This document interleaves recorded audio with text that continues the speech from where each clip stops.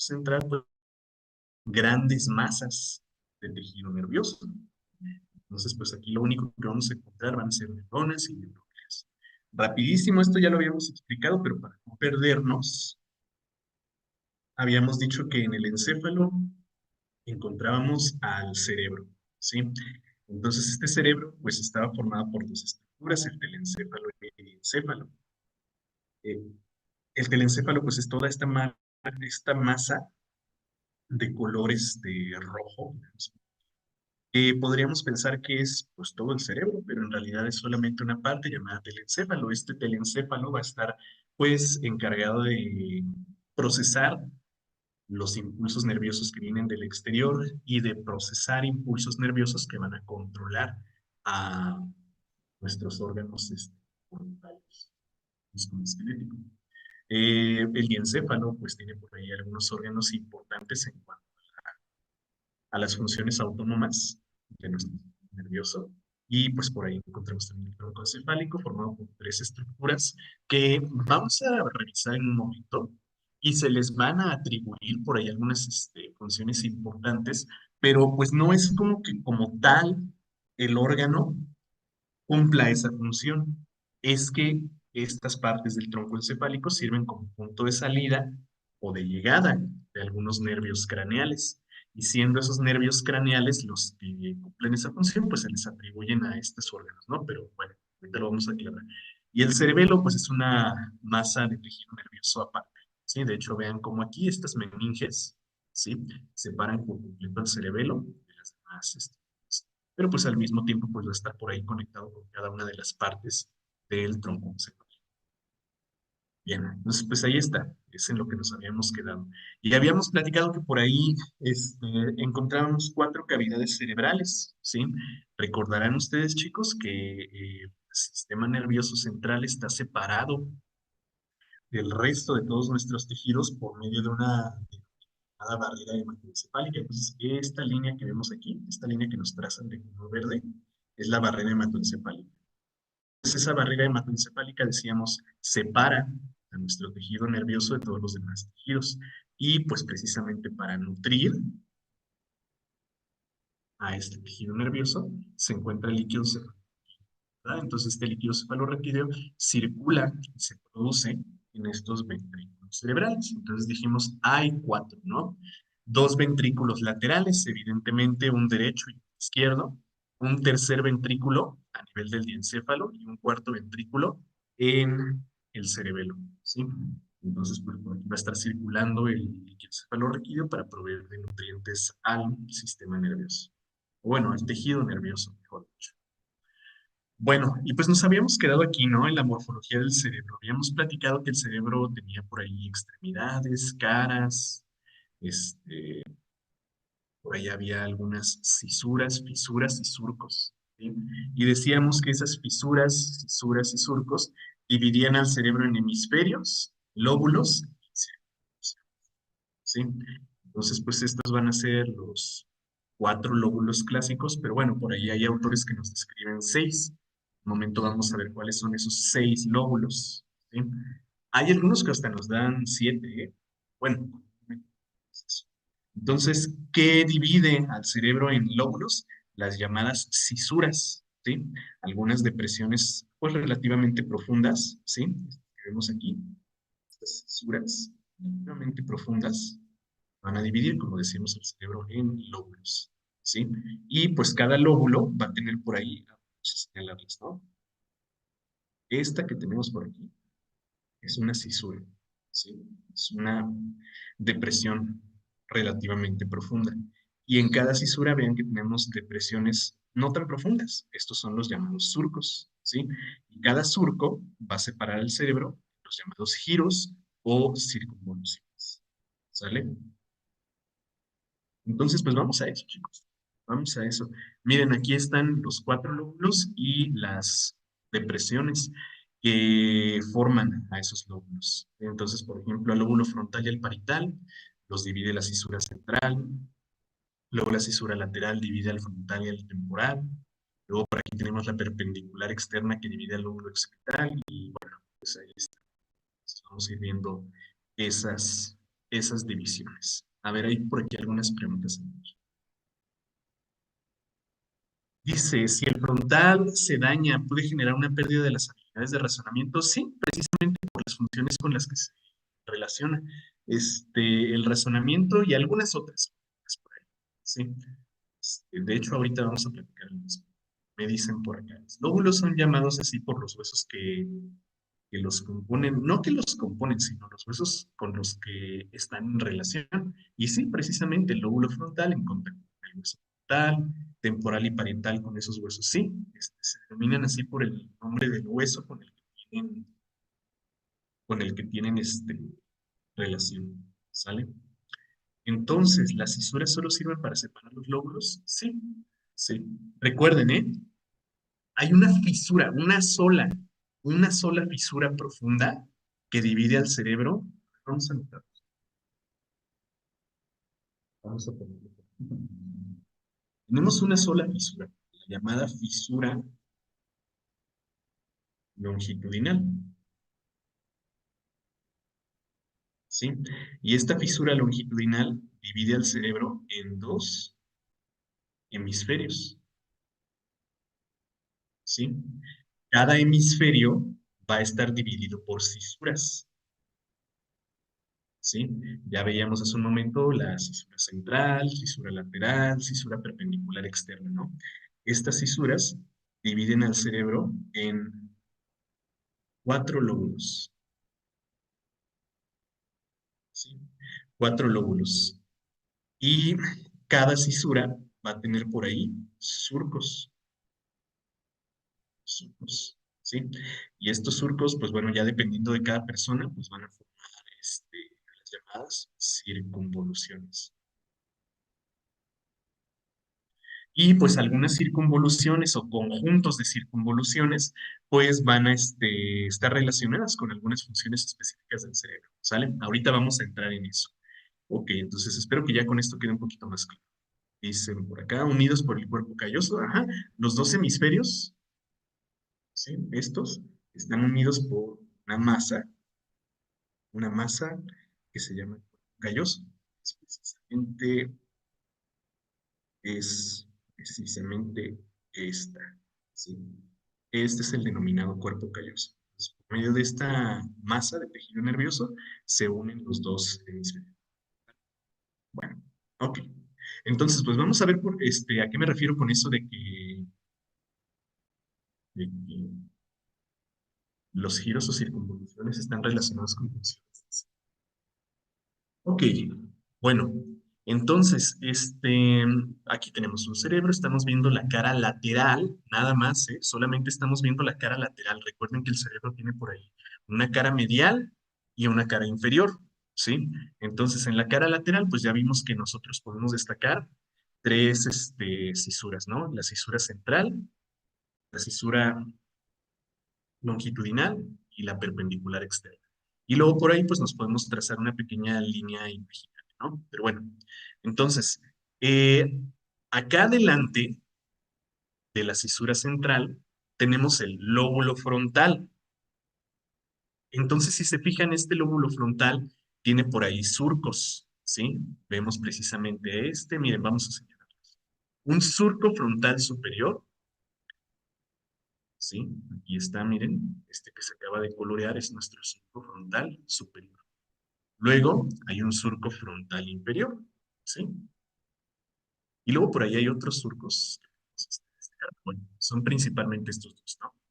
Bueno, falta uno que no es tal. Bueno, ahorita vamos a eso. Entonces se fijan, ¿no? ¿Cómo está la cosa? Surco, que dijimos que es simplemente una pequeña depresión, ¿sí? Que no es profunda, que es más bien superficial.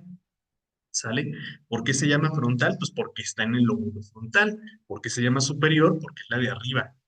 Ahora, surco frontal inferior, es lo mismo, lóbulo frontal, está hasta abajo.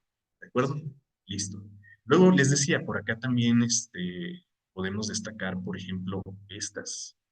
¿Sí? Esta es una importante que puede dividir a este lóbulo en varias áreas de asociación. Pero bueno, no es el caso ahora, ¿no? Bueno, y por ahí todavía nos queda esta, miren, esta que está antes del giro, perdón, del surco central o de la fisura central. Entonces, El siguiente, y bueno, antes de entrar a eso, pues estas son las llamadas circunvoluciones. ¿Sí vemos? Como cada giro, cada uno de estos, perdón, cada uno de estos surcos dividió a nuestro cerebro en estas curvas que se dibujan aquí. ¿Sí las vemos? Estas. Estas son las llamadas circunvoluciones. Por acá, otras circunvoluciones. Entonces, estas circunvoluciones, les decía, van a estar relacionadas con las funciones cerebrales. Entonces, en el lóbulo frontal podemos destacar cuatro, ¿sí? Giro frontal superior, luego giro frontal medio y giro frontal inferior. Así de manera bien superficial, ¿sale? Y les decía, todavía nos falta por ahí un surco, que es el surco precentral. Entonces, aquí está la cisura central, ¿sí? Cisura central, y entonces el surco precentral sería este. Entonces, ¿cómo se va a llamar este giro o esta circunvolución? Giro precentral, ¿sale? Y así todo el cerebro va a tener por ahí sus divisiones, sus circunvoluciones, ¿no? Por ejemplo, el lóbulo temporal, este de acá abajo, yo creo que ya vieron los surcos, ¿no? Surco temporal superior, pues es este de acá arriba, y está coloreado. Luego el siguiente, surco temporal inferior. Es bastante claro, ¿no? Ahí está. Entonces, pues este en qué va a dividir. Giro temporal superior y giro temporal inferior. Y bueno, el giro temporal medio. ¿Sale? Y lo mismo con el parietal. Solo que ahí vamos a destacar un solo surco. Surco intraparietal. ¿Sí? Luego el surco postcentral, así como este, pero sería el que va después de la cisura central. ¿Sí? Y pues ahí vamos a tener giro parietal superior, giro parietal inferior y el giro postcentral. Si se fijan ya en el lóbulo occipital, pues no hay surcos bastante bien definidos, entonces no habrá circunvoluciones destacables aquí. Igual, pues el lóbulo occipital se relaciona únicamente con dos funciones, ¿vale? Bueno, pues entonces ya sabemos qué onda con esto, ¿no? Ya vemos que nuestro cerebro está aquí dividido por nuestros surcos en giros, ¿sí? Y esos giros, les decía, se relacionan con funciones muy específicas del cerebro. Entonces, cuando nosotros recibimos un estímulo externo, por ejemplo, ¿sí? Por ejemplo, no sé, vamos a decir que eh, tengo la sensación de estar tocando un objeto, ¿no? Entonces va a viajar un estímulo desde el exterior. Vamos a poner aquí que ese objeto es una llave, ¿no? Vamos a ponerle ahí una forma de una llave, algo así. Bueno, no sé si las llaves sean así, pero vamos a decir que es una llave. Entonces yo estoy tocando este objeto, ¿no? Y con mis sentidos voy a, pues, precisamente empezar a definir qué onda con eso. Entonces este estímulo va a llegar a la corteza cerebral, concretamente a la corteza postcentral, ¿sí? Entonces aquí en la corteza postcentral se va a conectar con el grupo de neuronas, ¿sale? Entonces estas neuronas van a estar procesando la información recibida y tal vez enviando ese estímulo a otro grupo de neuronas para que procesen, ¿sí? Y tal vez, ya que tengo esta llave en mi mano, pues quiero realizar un movimiento. Entonces, este grupo de neuronas le van a indicar a otro grupo de neuronas que tienen que realizar un movimiento para, por ejemplo, ¿no? Tomar la llave, sacarla de mi bolsillo y pues meterla en la sala, ¿sale? Entonces, pues vean cómo por aquí han participado pues varios grupos de neuronas, ¿verdad? Aquí participó un grupo de neuronas, aquí participó otro grupo y que por acá participó otro, ¿sí? Entonces, estos grupos de neuronas que realizan el procesamiento de un estímulo externo o que incluso controlan la realización de un movimiento voluntario se llaman puntos sinápticos. ¿Sí? Puntos sinápticos en los que, pues precisamente una neurona va a realizar el proceso de sinapsis, ¿sí? Va a conectarse con otra neurona para procesar esta información y tal vez, como les decía, para procesar la realización de algún movimiento voluntario. Entonces, nosotros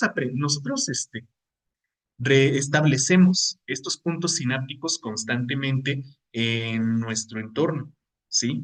Y entonces ahí es donde nosotros, o bueno, mejor dicho, nuestro sistema nervioso va a decidir si lo va a mantener o si lo va a descartar. Y eso tiene mucho que ver con la memoria, ¿sí? Entonces, la memoria es básicamente el mantenimiento de estos puntos sinápticos. Por ejemplo, en mi memoria yo voy a mantener, gracias a este punto sináptico, ¿sí? Que este objeto que tiene esa sensación, ¿sí? Que tiene esa forma, es una llave. Ya, está en mi memoria. Entonces, para la próxima vez que la pueda tocar, yo ya sé que eso es una llave, ¿sí? Por ejemplo, también si escucho una voz, ¿no? Vamos a poner aquí una persona. No me juzguen, ¿eh? Soy muy malo dibujando. Entonces, vamos a decir que es una persona hablando, ¿no? Y ahí están las ondas sonoras. Y yo escucho su voz, ¿no? Entonces, este estímulo también va a llegar aquí a mi sistema nervioso, ¿sí? A la corteza auditiva, ¿sí? Que está por aquí. Entonces, aquí va a llegar a un grupo de neuronas y la corteza auditiva va a establecer un punto sináptico para ese sonido, que es una voz, vamos a decir, ¿no? Entonces, para la próxima vez que yo lo escuche, este grupo de neuronas me van a decir, eso que estás escuchando es una voz, ¿sí? Y si yo conozco a esta persona, vamos a ponerle Juan, ¿no? Sé que esa voz es de Juan. Y ahora yo quiero contestarle a Juan, bueno, pues un grupo de neuronas aquí en el área motora, pues van a estimular a los órganos que van a responder, a mover a nuestra laringe, a mover a nuestros labios, a nuestra lengua para articular para palabras y responder, ¿no? Entonces ya me van entendiendo, chicos, ¿no? Ya me van entendiendo. Cada vez que nosotros nos sometemos a algún estímulo externo, nuestras neuronas van a establecer estos puntos sinápticos. ¿Sí? Establecerán estos puntos sinápticos y estos puntos sinápticos son a los que llamamos memoria. Entonces, esta memoria se va a quedar aquí en nuestra corteza cerebral o se va a eliminar en caso de que sea necesario, ¿no? Porque no todos los estímulos los recordamos, no todas nuestras vivencias las recordamos. Por ejemplo, eh, vamos a hacer un ejercicio ahorita. ¿Se acuerdan qué cenaron anoche? ¿Se acuerdan cuáles fueron los alimentos que consumieron en la cena de anoche? ¿Se acuerdan cuál fue el orden en que consumieron esos alimentos? ¿Se acuerdan con qué utensilios de cocina consumieron esos alimentos? Pues no en realidad, ¿verdad? O sea, no todo de esa forma. ¿Por qué? Pues porque no es en realidad algo relevante, ¿sí? No es algo relevante para nuestro funcionamiento. Así que, pues esos puntos sinápticos que se establecieron en ese momento, probablemente los podamos eliminar sin ningún problema, ¿sí? Ahora que si yo escucho la voz de Juan, ¿no? Y ya estoy escuchando la voz de Juan y sé que Juan va a ser una persona que me va a estar hablando constantemente, pues estos puntos sinápticos se van a mantener, ¿sí? Se van a mantener y entonces así nosotros nos vamos a poder relacionar estos estímulos, ¿no? Y eso es precisamente a lo que le llamamos memoria, ¿sí? Es a lo que le llamamos memoria. Entonces, ¿qué es eso de la memoria? El establecimiento de puntos sinápticos, ¿sí? Algo que escuché, algo que toqué, algo que vi, algo que olfateé, algo que saboreé, no sé. Entonces esto va a ser, o bueno, eso lo vamos a mantener en nuestra memoria por el establecimiento.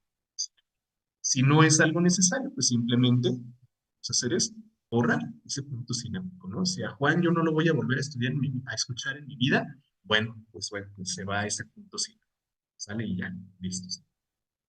Bueno, entonces eso es nada más una pequeña cuestión. Puntos sinápticos se van a estar estableciendo todo el tiempo en nuestro cerebro y los vamos a precisamente relacionar gracias a las áreas de asociación, ¿sí? Ahorita vamos a profundizar un poquito más con eso. A ver, déjenme leer algunas preguntas que hay por aquí. A ver, ¿cuál es la diferencia entre surco y cisura? Su profundidad. Un surco es una depresión superficial, mientras que una cisura es una depresión un poco más profunda. ¿Sí? Entonces, ¿cuál es la diferencia entre surco y cisura? A ver, ¿cómo es que esa cosa controla todo un sistema tan complejo? Bueno, pues precisamente por medio de conexiones, ¿no? Conexiones neuronales. Entonces vamos a ver que todas estas áreas que estamos viendo aquí están relacionadas con un montón de funciones. Nada más vamos a platicar algunas, ¿eh? No me voy a clavar tanto en esto para no tardar tanto tiempo. Así que ahorita vamos a explicar cómo es que el cerebro controla todas esas funciones. O sea, que creamos y eliminamos conexiones neuronales, sí, todo el tiempo. Siempre vamos a estar creando y eliminando. Siempre que perdón, siempre que nos exponemos a un estímulo externo, vamos a estar creando o eliminando esos puntos neuronales, esos puntos. Cada que nos sometemos a un estímulo externo, establecemos un punto sináptico llamado memoria, sí, pero como les digo, lo vamos a mantener o lo vamos a eliminar dependiendo de qué tan importante sea para nuestra supervivencia, ¿sí? A ver, a ver. Y en a ver, y tanto función del círculo como si cumplen las mismas. No, acuérdate que surco es nada más la división, ¿sí? Lo que cumple la función es la circunvolución, la masa de tejido, ¿sí? Entonces, pues son cosas diferentes. Ok, ok. Pues vamos a seguir entonces por acá. Entonces, fíjense que aquí nosotros tenemos más o menos unas 50 áreas de Brodmann. Ah, a propósito, estas áreas de asociación también se conocen como áreas de Brodmann. Brodmann, ¿sale? Entonces, estas áreas de asociación, como les digo, van a estar relacionadas con algunas funciones de nuestro cuerpo. Por ejemplo, miren, aquí estamos viendo la cisura central, ¿no? Vamos a remarcar otra vez la cisura central para identificar los lóbulos, ¿no? Pues aquí está nuestra cisura central. Y vean cómo la cisura central está dividiendo perfectamente el área uno y el área 4, ¿sí? No llevan una denominación así específica, su numeración en realidad es arbitraria por la estimulación que se hizo a las áreas del cerebro. Entonces, arbitrariamente, este científico Grossman estimuló primero esta parte del cerebro. Esta fue la primera. Entonces, por eso a esta le puso área uno. Y luego le siguió acá abajo y a esta le puso área 2. Y así se fue. Entonces, no es que lleven un orden como de frontal a posterior, de lateral a medial, ni nada de eso. Simplemente es como se fue de manera arbitraria Brodmann estimulando estas áreas. Y con estimulando me refiero a con electrodos, ¿sí? O sea, con una pequeña descarga eléctrica estimuló el cerebro de un paciente. Entonces, ¿qué pasó cuando estimuló el área uno? Cuando estimuló con una descarga eléctrica el cerebro de un paciente vivo aquí en esta área, notó que el paciente perdía la sensibilidad en su cuerpo, ¿sí? O sea, no podía sentir el tacto, la presión o el dolor, momentáneamente, obviamente, ¿verdad? Entonces se quitó la estimulación y ya recobró la sensibilidad, ¿no? Entonces, por eso al área uno le llamó el área sensorial. ¿Sí? O algunos le llaman somestésico. Somestésico, ¿sale? Y luego, por ejemplo, cuando estimuló el área 4 notó que, por ejemplo, el paciente realizaba movimientos involuntarios, ¿sí? Por eso a esta área 4 le llama el área motora, ¿sí? De los movimientos, ¿sale? Entonces, pues, se fue, sí, estimulando parte por parte y fue viendo qué tipo de estímulo recibía el paciente, ¿no? Que claro, que no en todos no fue tan claro. Por ejemplo, vamos a pensar acá en la 17 y la 18, bien interesantes estas dos. El área 17 es el área visual primaria, ¿sí? Y el área 18 es el área de asociación visual. ¿Sí?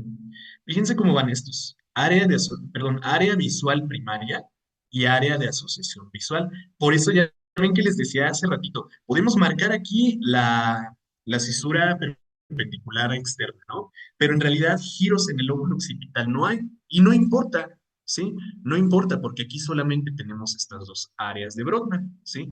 El área 17 y 18. ¿Sí? Entonces, el área visual primaria, ¿qué onda con esta área visual primaria? En el área visual primaria, nuestro cerebro va a decidir, pues lo que estás viendo es un árbol, ¿no? Lo que ves es un árbol. Ahora, el área visual primaria te dice, estás viendo un árbol. Área de asociación visual te dice, este árbol ya lo habías visto o jamás lo habías visto. Este árbol es de alguna persona o no le pertenece a nadie. o este árbol resulta agradable para tu vista, resulta interesante pues para tus sentidos, o de plano es un árbol irrelevante. Me explico. Por ejemplo, si veo una silueta, ¿no? El área de visual primaria me va a decir, ah, pues ese es un cuerpo de una persona, ¿sí? Y el área de asociación visual, ah, este cuerpo es de mi compañero, Pablito, ¿no? Entonces lo conozco, sé quién es, sé que su cuerpo es de esta forma y sé relacionar, pues, asociar el estímulo visual con algo, un punto sináptico, ¿sí? Que yo ya establecí. Entonces, por aquí vamos a ver que se establecen esos puntos sinápticos entre el área visual primaria y el área de asociación visual. Por ejemplo, aquí tenemos el área 41 y 42 igualmente relacionadas, ¿no? El área auditiva primaria, lo mismo. El área auditiva primaria y el área de asociación auditiva, ¿sí? Entonces, lo mismo que platicábamos hace ratito, este sonido que estoy escuchando es una canción, ¿sí? Estoy escuchando una canción. Y el área 42 me va a decir, ah, esta canción la conozco, ¿sí? Porque ya la había escuchado, ya se había establecido el punto sináptico. Esta canción me resulta agradable o no me resulta agradable, es de un artista que yo conozco o nunca la había escuchado, no sé, ¿sí? Entonces, esto era lo simple. Pero luego por ahí hay algunas áreas que son un poquito más difíciles, ¿sí? Entonces miren que por acá, así de diapositiva les tengo otras, el área 44 y el área 22, ¿sí? Todo esto que les estoy poniendo aquí está acá en la otra diapositiva. Entonces, por ejemplo, el área 44 es la llamada área de Broca, ¿sí? Y esta 22 es la llamada área de Wernicke, ¿sí? Entonces el área de Broca es el área, las dos están relacionadas con el lenguaje, ¿sí? También llamada esta área de Broca, área motora del lenguaje, ¿sí? Porque si se fijan, está precisamente la porción motora de nuestro cerebro, la que relaciona movimientos. Y acá, el área de Wernicke es el área de comprensión del lenguaje, ¿sí? Porque está precisamente en el área sensorial, en el área somestésica. Entonces, fíjense, área de Broca y área de Wernicke, ¿sí? Con esta, el área motora, yo puedo, por ejemplo, contraer a los músculos de la tráquea para expulsar aire, ¿sí? Y también modificar a los músculos extrínsecos de la laringe para contraer o relajar las cuerdas vocales y producir un sonido, vocalizar pues un sonido más abierto o más cerrado, ¿sí? Y con esa misma área motora, pues puedo mover la lengua, ponerla contra el paladar, contra los dientes, mover los labios para producir y articular, pues, los sonidos que son mi voz, ¿verdad? Y el área de Wernicke, pues, es el que les está haciendo a ustedes entender, comprender las palabras que estoy diciendo en este momento, ¿sí? Entonces escuchan, por ejemplo, lenguaje y saben que se requiere la forma en la que ¿no? Escuchan cerebro y saben que estoy hablando de esta masa, ¿no?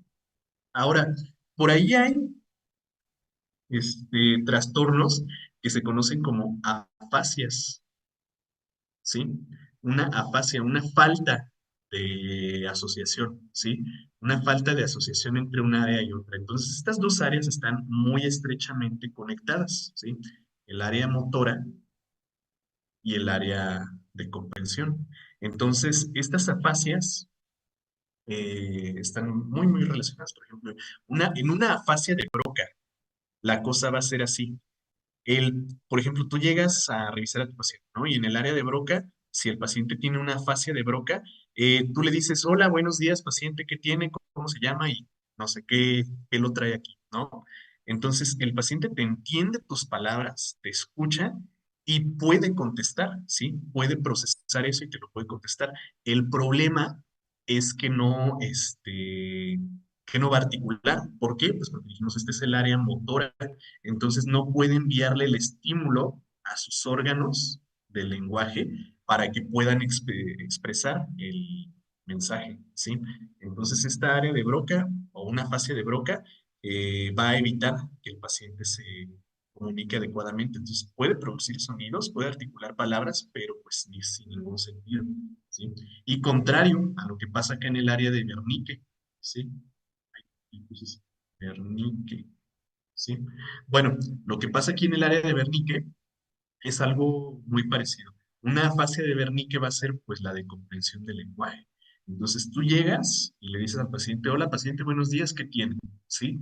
Y el paciente te escucha, el estímulo auditivo llega, ¿sí? Pero no puede comprender lo que le estás diciendo. Entonces, aquí nosotros podemos evaluar por medio de algunos, por medio, perdón, de algunos procedimientos clínicos para poder irnos orientando a que si es un área, perdón, es una fascia de Broca o si es una fascia de Wernicke, ¿no? Entonces, esas están muy relacionadas con el lenguaje.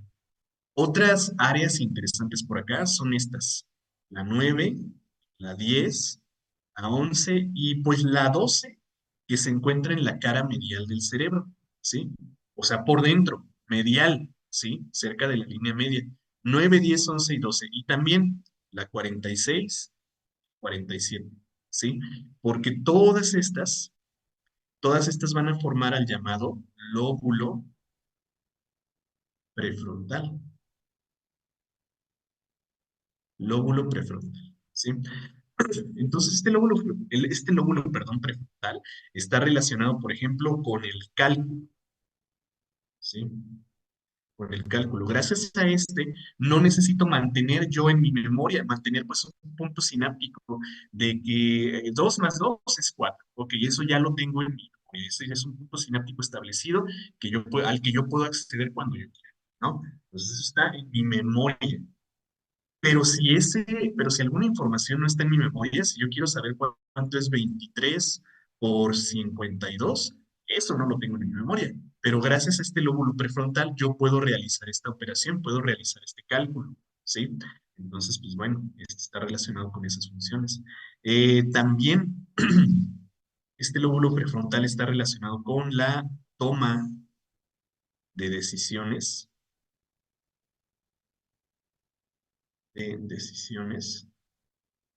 y con la organización. ¿Sí? Toma de decisiones y organización. El área 12, por ejemplo, está relacionado con las conductas, ¿sí? Y bueno, vamos a ver qué onda con esto. Eh, el lóbulo prefrontal, de hecho, chicos, es la última parte en, en desarrollarse de nuestro cerebro. Incluso les puedo decir que en todos ustedes, sobre todo hombres, en mujeres tal vez ya va un poquito más adelante, pero en todos ustedes hombres, muy probablemente va apenas por donde está esta línea, ¿sí? Todavía no está completamente desarrollado, no se ha formado por completo. La literatura nos dice que este lóbulo prefrontal termina de desarrollarse más o menos a los 21 años, ¿sí? Y de hecho, por eso en algunos países, por ejemplo en Estados Unidos, la mayoría de edad no es como aquí en México, que a los 18 años.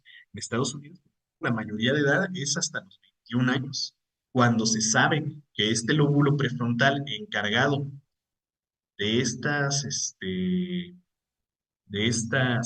funciones, pues ya está perfectamente bien desarrollado, ¿no? Luego, por eso, cuando somos jóvenes, tomamos muy malas decisiones, ¿no? No somos capaces de tomar una buena decisión para nuestra supervivencia y ahí andamos haciendo cualquier tontería, ¿no?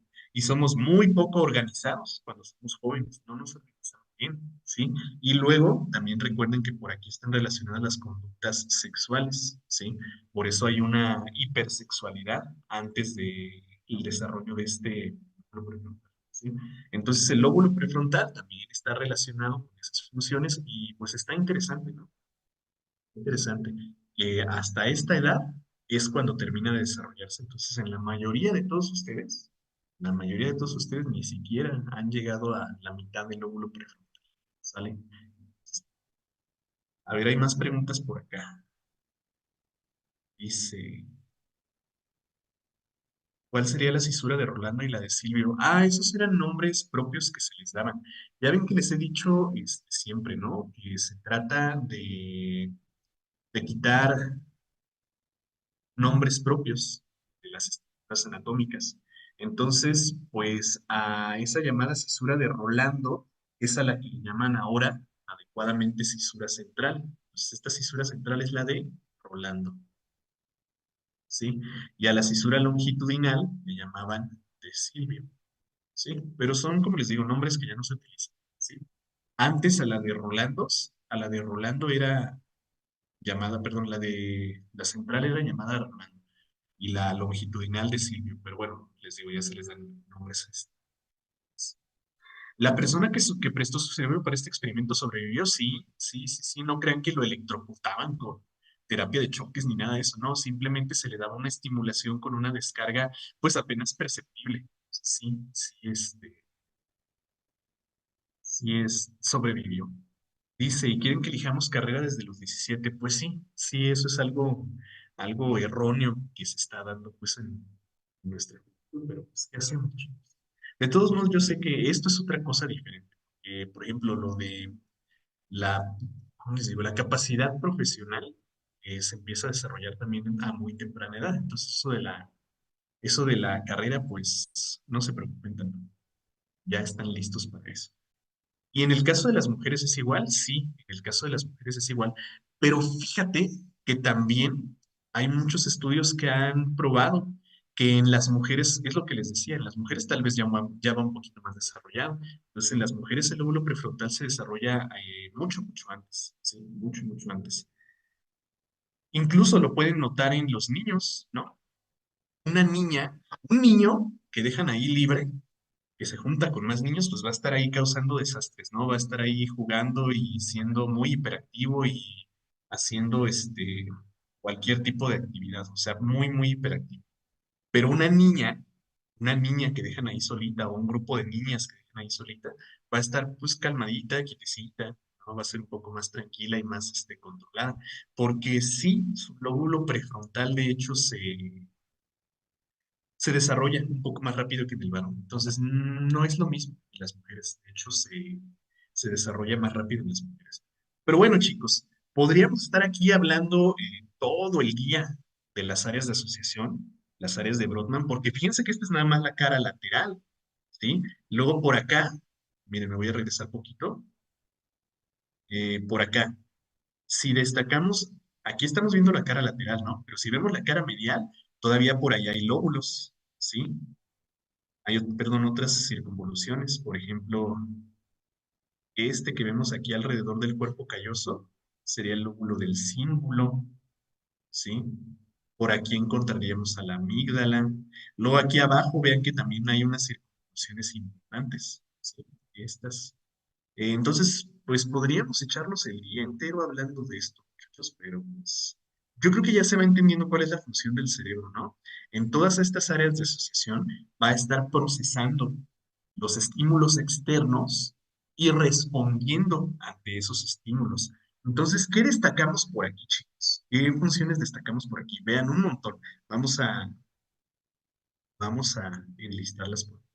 Destacamos una función importante que era, por ejemplo, la memoria, ¿no? Memoria por el establecimiento de puntos sinápticos. Hablamos del cálculo, ¿sí? Hablamos de la, hablábamos, por ejemplo, del instinto en esta cuestión de la conducta sexual. Hablábamos del lenguaje, platicamos también de la visión, ¿sí? Hablábamos de los movimientos, y un montón de funciones. Digo, podríamos estar aquí el día entero hablando de estas áreas de Brodmann, pero bueno, pues ahí lo tenemos.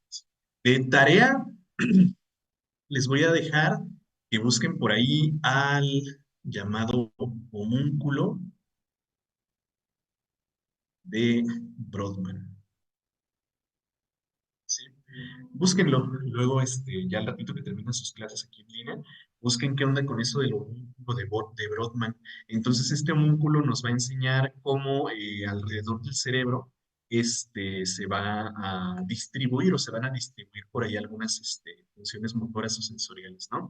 Y se van a encontrar, voy a borrar aquí las anotaciones, ¿eh? Se van a encontrar que en la cara medial o la cara medial va a estar encargada de la parte superior de nuestro cuerpo. Entonces, por ejemplo, el área motora, ¿no? Que era esta 4, van a encontrar que aquí les ponen una cabeza, ¿no? Y entonces nos ponen unos ojitos normales, ¿no? Y los ojos móviles, muy móviles, pues no son, ¿verdad? Muy móviles no son. O sea, sí realizan movimientos, pero muy móviles no son. Y nos van a poner unas orejas pequeñitas también, normalitas, ¿no? Porque las orejas móviles, pues tampoco son, ¿no? La boca tal vez nos la pongan un poquito más grande, esta sí, más grande, porque sí podemos realizar los movimientos. El cuello normal y me van a poner por ahí el cuerpo. Y lo que sí es que me van a poner por ahí unos brazotes, ¿no? Y van a poner unas manotas. ¿Por qué? Pues porque estos órganos sí son muy móviles, ¿sí? Van a poner unos brazos así grandotes y unas manos grandotas. Haciendo referencia, pues aquí sí son muy, muy móviles, ¿verdad? Muy, muy móviles. Y luego me van a poner así el resto del cuerpo y por aquí van a poner los genitales. O sea, aquí un genital pequeñito, pequeñito, lo ponen pequeñito porque pues el genital en realidad no se puede mover, ¿verdad? Sí, y realizar movimientos no. Y ya por acá, en la cara medial, me van a poner a los miembros inferiores y así le van a seguir, ¿no? Y por ejemplo, en el área sensorial, por ejemplo, me van a poner la cabeza y aquí sí me van a poner unos ojotes grandotes. ¿Por qué?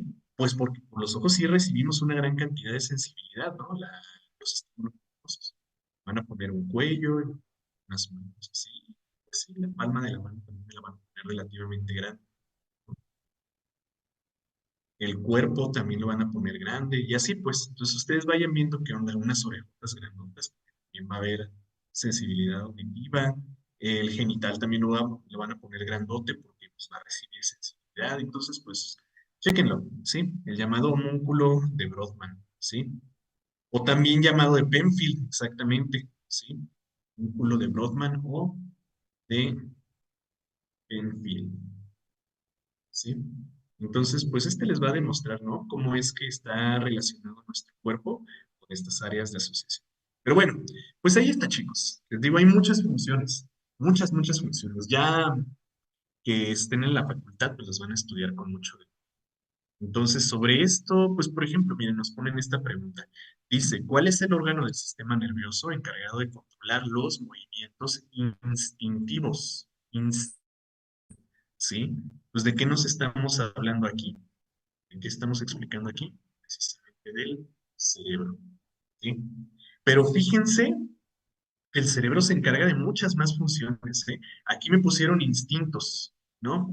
Puede que en otra pregunta me pongan, no sé, me pongan cuál es el órgano encargado de controlar más bien la memoria,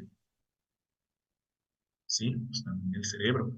O los cálculos, el cerebro. O la conducta, decíamos, ¿sí? O la audición, la visión, el tacto, o el olfato, los sentidos pues especializados, el cerebro, ¿sí? Porque la función del cerebro es pues, precisamente procesamiento y respuesta a estímulos externos, ¿sí? Entonces, en esta pregunta del examen nos pusieron esto del instinto, ¿sí? Nos ponen esto del instinto. Así que puede que nos pongan cualquier otra función, así que ojo con eso. A ver, si llegan a preguntar sobre la médula espinal, sí, también. Ahorita la vamos a ver, de hecho. Sí, sí, nos preguntan. O movimientos finos. No, fíjate que eso de movimientos finos lo controla otro órgano, ¿sí? Con eso de movimientos finos nos referimos a un ajuste exactamente muy fino que se tiene que hacer. Ya ven que hace ratito les decía, ¿no? Sentir que en mi bolsillo de mi pantalón yo tengo una llave, ¿no? Y realizo el movimiento para sacar esa llave. Pero ahora la cuestión de poner la llave en la cerradura, o sea, atinarle a esa pequeña hendidura en la cerradura de la puerta, eso sí lo va a hacer el cerebelo, ¿sí? Esos movimientos.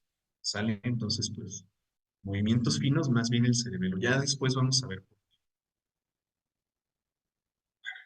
qué más dicen por acá. A ver, cuando ocurren eventos de suma estrés, ¿qué es lo que ocurre en el cerebro? ¿Qué zonas se activan o cuál es la diferencia a estar tranquilo? Más que en el cerebro, o bueno, sí, sí, más bien en el cerebro, recuerden que de lo que estamos hablando es de establecer puntos sinápticos, ¿no? Entonces, este punto sináptico se va a hacer entre un botón sináptico, un teledendrón, y una dendrita, por ejemplo, ¿verdad? Entonces, pues recuerden que eso de la sinapsis era mediado por neurotransmisores, ¿sí? Que marcaban aquí el camino. Esos neurotransmisores comúnmente son la acetilcolina, ¿sí? Bueno, vamos a dejar este, ¿no? La acetilcolina. Pero cuando es un estímulo, como dices tú, un estímulo de estrés, ¿sí? Una respuesta a algún estímulo que no es pues común, por ejemplo, peligro, vamos a pensar que te encuentras en una situación de peligro, ves que hacia ti viene acercándose un león, ¿no? El neurotransmisor que se va a producir aquí, pues va a ser más bien la adrenalina, no a producir, mejor dicho, a mediar la sinapsis, ¿sí? O más bien si te vas a comer una hamburguesa, ¿no? Y sabes que esa hamburguesa te gusta mucho y te va a dar una sensación de placer, bueno, pues ahí más bien va a ser la dopamina, ¿sí? O ves a la que te gusta, ¿sí? Ves a la que te gusta y tienes por ahí sensaciones que, pues, a lo que le llaman no las mariposas en el estómago, ahí más bien el neurotransmisor sería la serotonina. ¿Sí? Entonces, ¿qué es lo que ocurre en nuestro cerebro cuando nosotros tenemos esas situaciones de estrés? Pues más bien que van a estar participando otro tipo de neurotransmisores, ¿sí? No es que vaya a haber una estimulación o alguna activación de una parte específica, simplemente van a participar otros neurotransmisores, ¿sí? Neurotransmisores, pues que serán más o menos efectivos, ¿sale? A ver, ¿y el órgano del razonamiento cuál es? Pues el cerebro. Sí, acuérdate, cálculos es precisamente eso, es razonamiento, ¿no?